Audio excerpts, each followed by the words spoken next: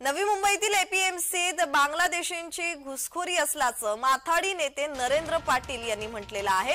नरेंद्र पाटील यांनी धक्कादायक आरोप केलेला आहे। नवी मुंबईमध्ये माथाडी कामगारांचा मेळावा पार पडला आणि या मेळाव्यात त्यांनी हे वक्तव्य केलं आहे।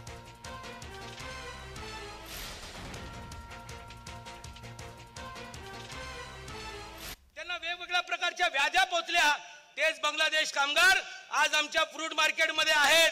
माझी जाहीरपणे आमच्या हिंदू फ्रूट मार्केटच्या व्यापाऱ्यांना विनंती आहे की चुकणी अशा कमी मजुरीच्या दरामध्ये काम करणाऱ्या लोकांना प्राधान्य देऊ नका आणि तुमच्या माध्यमातून पोलीस स्टेशन आणि नवी मुंबईच्या सीपीना निरोप द्यावा की बांगलादेश हा भारताचा नागरिक नाहीये, त्यांना माथाडीचं काम करून घेण्याचा पूर्णपणे अधिकार नाहीये। कृपया आपल्याकडनं सूचना व्हावी।